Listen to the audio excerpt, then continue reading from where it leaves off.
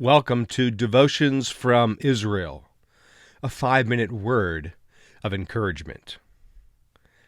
Today's text is Psalm 125.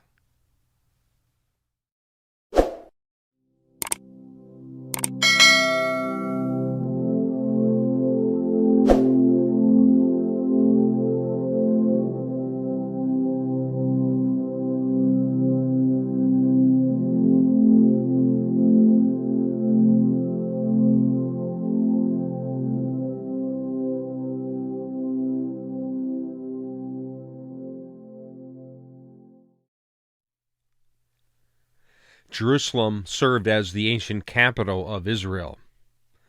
Ever since David conquered it from the Jebusites, a story that's recorded in 2 Samuel chapter 5, Jerusalem or Zion became the capital of Israel.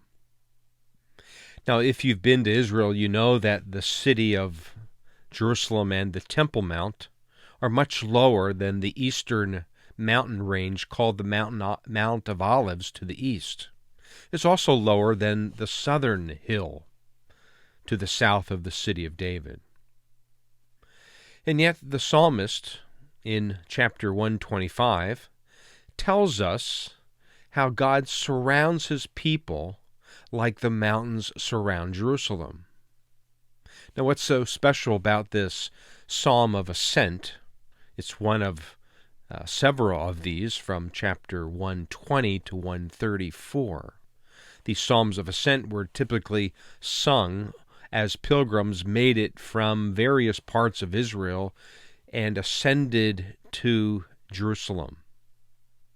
Well, this particular psalm was sung as no doubt they approached the city and perhaps looked at the city for the first time after their long voyage from the top of the Mount of Olives. If you've been to the Mount of Olives, you know how great a view that is of the old city below.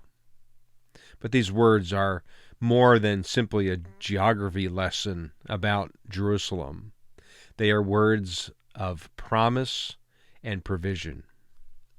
The psalmist writes, "Those who trust in the Lord are like Mount Zion, which cannot be shaken, but endures forever.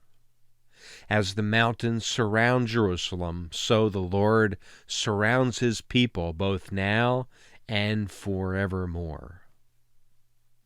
I think the psalmist was trying to portray God as the one who ultimately provided for his people.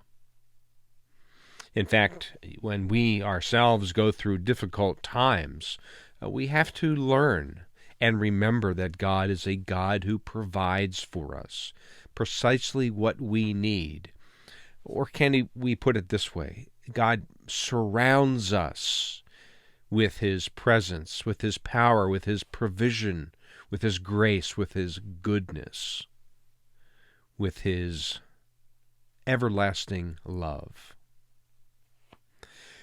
Oftentimes when we get into circumstances that seem, let's say, higher than us, or when they take over our thoughts and cause worry to surface, we need to remember to be still and know who God is.